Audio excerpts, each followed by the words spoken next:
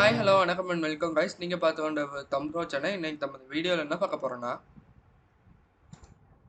Anonymous function அது கீழே உள்ள எல்லா டாபிக்ஸ் தான் நம்ம டிஸ்கஸ் பண்ண போகிறோம். போன வீடியோ பார்க்கறவங்க நான் ஐக்கார்டில் அந்த வீடியோ கொடுத்துருப்பேன், செக் பண்ணி பார்த்துக்கோங்க. இப்போ அனானமஸ் ஃபங்க்ஷன்னா என்னன்னு சொல்லிட்டு பார்த்துடலாம். What is anonymous function? அதாவது பைத்தானில் அனானமஸ் ஃபங்க்ஷன்றது ஒரு ஃபங்க்ஷன், அதுக்கு ஒரு நேம் இருக்காது. அந்த நேம் இல்லாத ஃபங்க்ஷனை தான் நம்ம அனானமஸ் ஃபங்க்ஷன் அப்படின்றது நம்ம சொல்லுவோம். While normal functions are defined using the def keyword, in Python anonymous functions are defined using the lambda keyword. அதாவது நம்ம நார்மலாக ஒரு ஃபங்க்ஷனை டிஃபைன் பண்ணுறோன்னா நம்ம டெஃப்ன்ற கீவேர்டு யூஸ் பண்ணுவோம். ஆனால் இந்த அனானமஸ் ஃபங்க்ஷனை டிஃபைன் பண்ணும்போது நம்ம லேம்டான்ற கீவேர்டு யூஸ் பண்ணுவோம் அப்படின்றது சொல்லியிருக்காங்க. அதே மாதிரி பார்த்தீங்கன்னா hence anonymous functions are also called lambda functions.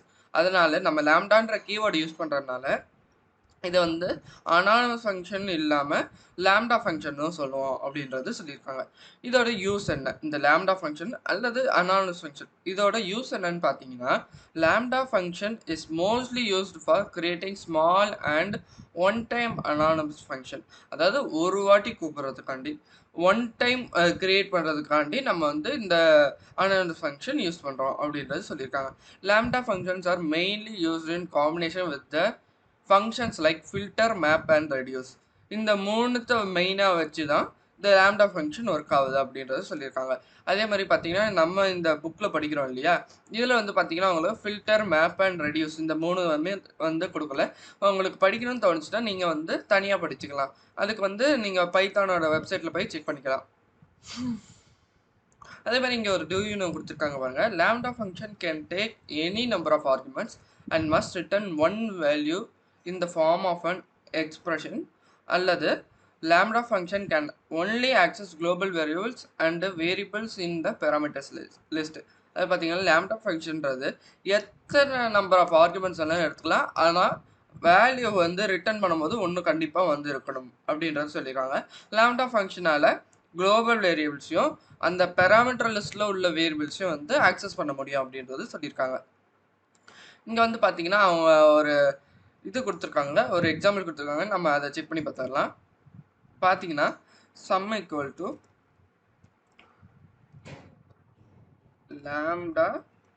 Lambda of A1. நான் ஆர்குமெண்ட் 1 ஆர்குமெண்ட் 2 நான் வேறு வேரியபிள் நேமில் எடுத்துக்கிட்டேன். இதோட ஆன்சர் A1 ப்ளஸ் A2ன்ற ஆன்சராக நமக்கு வரணும். இப்போ பிரிண்ட்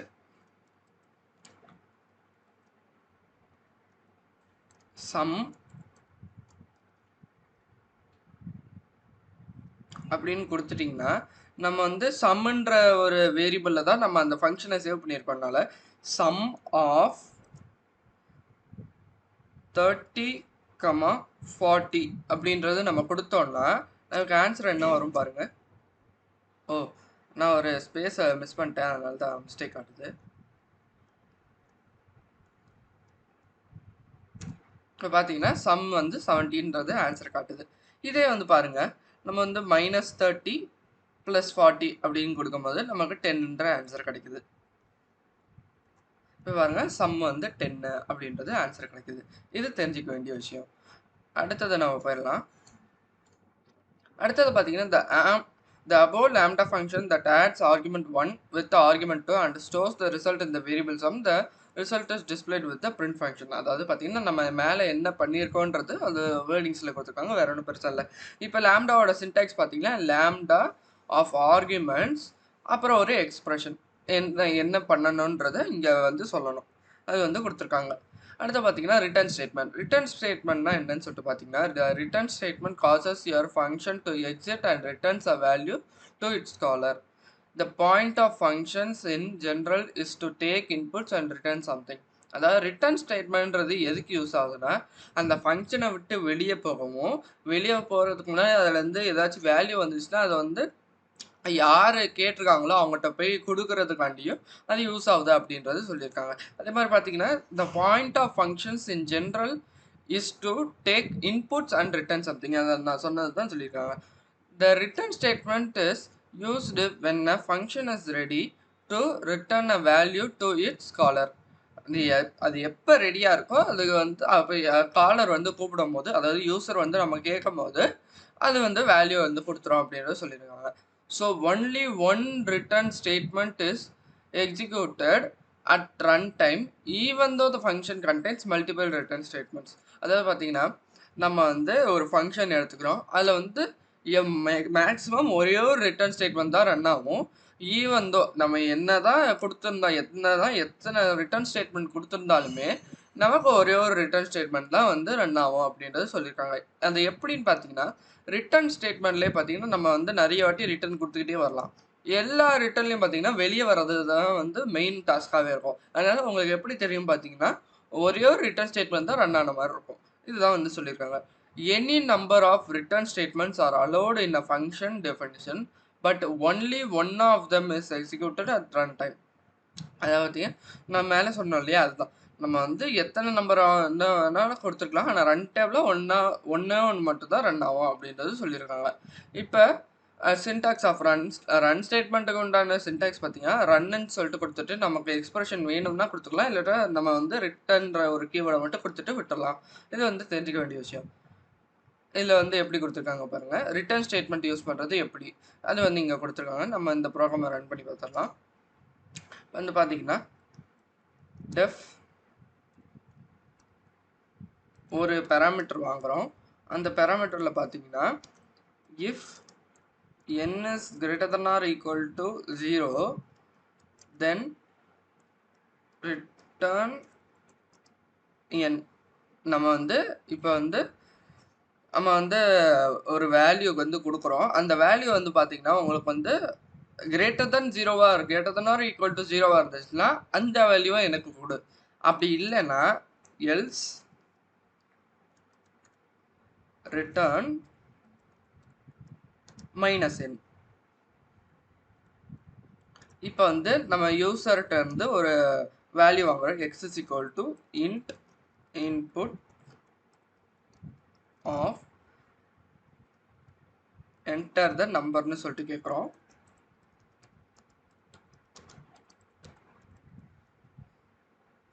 enter the numberன்னு சொல்லிட்டு கேட்ட பிறகு நம்ம இந்த ஃபங்க்ஷனை ரன் பண்ணும்போது நமக்கு ஒரு நம்பர் கேட்கும். அதில் பார்த்தீங்கன்னா நம்ம ஒரு 15 அப்படின்றது ஒரு நம்பர் கொடுப்போம். அது வந்து எக்ஸில் இப்போ சேவ் ஆயிடுச்சு. print UA of x அப்படின்னு கொடுத்தோம்னா நமக்கு வந்து பிரிண்ட் ஆகும். இதே வந்து நம்ம எக்ஸில் வந்து மைனஸ் வந்து கொடுக்கும்போது என்ன ஆகுது பாருங்க, வந்து மைனஸ் 1ன்னு கொடுத்தீங்கன்னா நம்ம வந்து 1ன்றது பிரிண்ட் ஆகுது. ஏன் அப்படி பிரிண்ட் ஆகுதுன்னு பார்த்தீங்கன்னா, நம்ம ஏற்கனவே வந்து ரிட்டர்ன் ஸ்டேட்மெண்ட்டில் ஒரு மைனஸ் கொடுத்துருக்கோம். நம்ம நம்பர் கொடுத்ததும் மைனஸாக இருக்குது. இப்போ மைனஸ் ஆஃப் மைனஸ் வந்து ப்ளஸ்ன்னு அர்த்தம். அதனால தான் நமக்கு வந்து ஆன்சர் வந்து 1ன்றது பிரிண்ட் ஆகுது. இது தெரிஞ்சுக்க வேண்டிய விஷயம். அடுத்தது பார்த்தீங்கன்னா ஸ்கோப் ஆஃப் வேரியபிள்ஸ். வேரியபிள்ஸ்லேயே பலவிதமான ஸ்கோப் இருக்குது. அதில் வந்து 2 வகையான ஸ்கோப் இப்போ பார்க்க போகிறோம். மித்ததை வந்து லேட்டர் பீரியடில் நம்ம பார்ப்போம். இப்போ வந்து பார்த்தீங்கன்னா ஸ்கோப்பிங்கிறது என்னன்னு பார்த்தீங்கன்னா, ஃபஸ்ட்டு நம்ம ஸ்கோப்பிங் என்ன பார்த்தீங்கன்னா, scope of variable refers to the part of a program where it is accessible that or area where you can refer to use it. We can say the scope holds the current set of variables and their values. We will study two types of scopes, local scope, global scope. அதாவது local scope அல்லது global ஸ்கோப்புன்றது 2 வகையானது இருக்குது. இப்போ local ஸ்கோப்புன்றது ஒரு ஃபங்க்ஷனுக்குள்ளே define பண்ணியிருந்தோம்னா அந்த ஸ்கோப்பை நம்ம வந்து அதை லோக்கல் ஸ்கோப்புன்னு சொல்லுவோம். இதே குளோபல் ஸ்கோப்னா நம்ம எந்த ஃபங்க்ஷன்லையும் டிக்ளேர் பண்ணாமல் டாப் ஆஃப் த ப்ரோக்ராம், அதாவது ஃபங்க்ஷனுக்கு ரிலேட் ஆகாத இடத்துல வந்து நம்ம டிக்ளேர் பண்ணியிருந்தோம்னா அது குளோபல் ஸ்கோப் அப்படின்றது சொல்லுவாங்க. இப்போ லோக்கல் ஸ்கோப்னா என்ன பாருங்க, variable declared inside the function body are இந்த local scope is called known as local variable அப்படின்றது சொல்லுவாங்க. அதே மாதிரி பார்த்தீங்கன்னா ரூல்ஸ் ஆஃப் லோக்கல் வேரியபிளோட ரூல்ஸில் என்னன்னு பாருங்க. A variable with a local scope can be accessed only within the function block that is to be created in. அதாவது பார்த்தீங்கன்னா நம்ம வந்து பாடி ஆஃப் த ஃபங்க்ஷனுக்குள்ளே தான் மட்டும்தான் க்ரியேட் பண்ண முடியும் அப்படின்றது தெரிஞ்சுக்க வேண்டிய விஷயம். அதே பார்த்தீங்கன்னா when a variable is created inside the function or a block, the variable becomes local to it. அதாவது நம்ம ஃபங்க்ஷனோ இல்லை ஒரு பிளாக்கோ அதுக்குள்ளே நம்ம வந்து அந்த ஸ்கோப்பை கொடுக்கும்போது அது வந்து லோக்கல் வேரியபிளாக மாறிடுது அப்படின்றது சொல்லிடுறாங்க. அதாவது அந்த ஃபங்க்ஷனால் மட்டும்தான் ஆக்சஸ் பண்ண முடியும், அந்த மாதிரி மாறிடுது அப்படின்றது சொல்லியிருக்காங்க. Local variable only exist while the function is executing. அதாவது லோக்கல் வேரியபிள் எப்போ மட்டும் எக்ஸிக்யூட் ஆகும் பார்த்தீங்கன்னா, அந்த ஃபங்க்ஷனை நம்ம எக்ஸிக்யூட் பண்ணோம்னா அப்போ மட்டும் அந்த லோக்கல் வேரியபிள் வந்து எக்ஸிக்யூட் ஆகும் சொல்கிறாங்க. மித்த நேரத்துலலாம் வந்து இது யூஸ் ஆகாது அப்படின்றது தெரிஞ்சுக்கணும். The format arguments are also local to functions. அதாவது ஃபார்மேட் ஆர்குமெண்ட்ஸ்லாம் வந்து பார்த்தீங்கன்னா அதுவும் லோக்கல் டு ஃபங்க்ஷன் தான் அப்படின்றதும் தெரிஞ்சுக்கணும். இதை வந்து நம்ம ரன் பண்ணி பார்த்துடலாம்.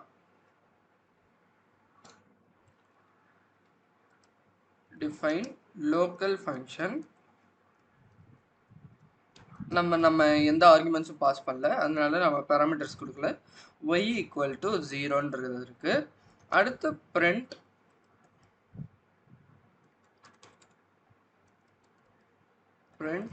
yன்றதை கொடுத்துருக்கேன். அடுத்தது வந்து நம்ம இப்போ வந்து லோக்கல்ன்ற ஃபங்க்ஷன் நம்ம கொடுக்க போகிறோம். லோக்கல்ன்ற ஃபங்க்ஷனை வந்து கூப்பிட்டோம்னா நமக்கு வந்து ஒய்யோட வேல்யூ பிரிண்ட் ஆகுது. இப்போ நான் வந்து என்ன சொன்னேன், லோக்கல்ன்றது என்னன்னா நம்ம அந்த ஃபங்க்ஷனுக்குள்ளே மட்டும் தான் யூஸ் பண்ண முடியுமே வழிய நம்ம தனியாக யூஸ் பண்ண முடியாது அப்படின்றத சொன்னேன் இல்லையா. இப்போ வந்து பார்த்தீங்கன்னா நான் ஒய் வந்து ஒய்க்கு வேல்யூ என்னன்னு சொல்லிட்டு நான் கேட்குறேன். இப்போ வந்து பார்த்தீங்கன்னா பிரிண்ட் ஒய் அப்படின்றது நான் கொடுத்துட்டேன்.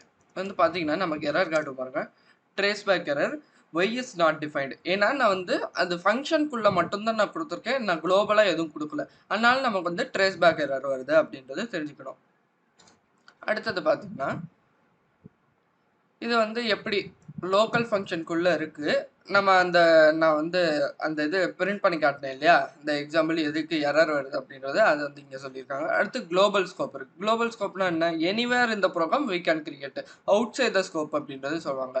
அதாவது குளோபல் வேரியபிள்ன்றது நம்ம வந்து ப்ரோக்ராமில் எங்கே வேணால் டிஃபைன் பண்ணிக்கலாம். அதாவது ஃபங்க்ஷனோ பிளாக்கோ அந்த இடத்த தவிர்த்து நம்ம வேற எங்கேயாச்சும் நம்ம வந்து அதை வந்து டிஃபைன் பண்ணியிருந்தோம்னா அதை வந்து குளோபல் ஸ்கோப் அப்படின்றது சொல்லுவாங்க. குளோபல் ஸ்கோப்புக்கு உண்டான ரூல்ஸ்லாம் என்னன்னு பார்த்தீங்கன்னா, நம்ம வந்து குளோபல்ன்ற கீவேர்டை நம்ம யூஸ் பண்ணுவோம் அப்படின்றது சொல்லியிருக்காங்க. குளோபல்ன்ற கீவேர்டு வந்து எப்போ யூஸ் பண்ணுவோம் பார்த்தீங்கன்னா, ஃபங்க்ஷனுக்குள்ளே டிஃபைன் பண்ணியிருந்தோம்னா குளோபல்ன்ற கீவேர்டு வந்து நம்ம யூஸ் பண்ணுவோம். இதே வந்து ஃபங்க்ஷனுக்குள்ளே நம்ம டிஃபைன் பண்ணாமல் நம்ம வேற எங்கேயாச்சும் டிஃபைன் பண்ணுறோம் பார்த்தீங்கன்னா, அப்போ வந்து நம்ம வந்து குளோபல்ன்ற கீவேர்டு வந்து யூஸ் பண்ண தேவையில்ல. டிஃபால்ட்டாகவே அது வந்து குளோபலில் தான் இருக்கும் அப்படின்றது தெரிஞ்சுக்க வேண்டிய விஷயம். when we define a variable outside a function, it's a global by default. You don't have to use global keyword. When you use global keyword to read and write a global variable inside a function, use a global keyword outside the function has no effect. அதாவது பார்த்தீங்கன்னா நம்ம வந்து global keyword நம்ம out side the ஃபங்க்ஷனில் use பண்ணோம்னா அந்த குளோபல்ன்ற கீவேர்டுக்கு வந்து use இல்லை. அதே மாதிரி ஃபங்க்ஷனுக்குள்ளே யூஸ் பண்ணால் மட்டுமே அது குளோபல்ன்ற கீவேர்டுக்கு வந்து யூஸ் இருக்குது அப்படின்றது தெரிஞ்சுக்க வேண்டிய விஷயம். இப்போ இந்த குளோபல் வேரியபிள் வச்சு நம்ம வந்து ட்ரை பண்ணி பார்த்துடலாம். இப்போ வந்து பார்த்தீங்கன்னா நம்ம வந்து c ஈக்குவல்ஸ் 10 அப்படின்னு சொல்லிட்டு கொடுத்துக்கலாம்.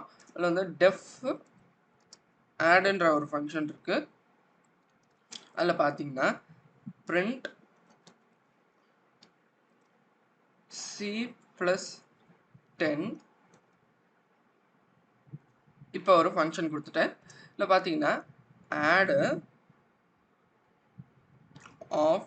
ஆட்ன்ற ஃபங்க்ஷனை கூப்பிட்டேன்னா இப்போ என்ன ஆகுது பாருங்கள், இந்த 10 வந்து கால் பண்ணி இது குளோபல்னால அதை வந்து எங்கே வேணால் கால் பண்ணிக்கலாம். கால் பண்ணும்போது 10 வருது, 10 + 10 20ன்றது ஆன்சர் வந்திருக்கு. இப்போ இதே இது வந்து நம்ம சியை வந்து டிக்ளேர் பண்ணல, நம்ம வந்து என்ன பண்ணுறோம் பார்த்தீங்கன்னா டெஃப் ஆட் ஆஃப் இப்போ வந்து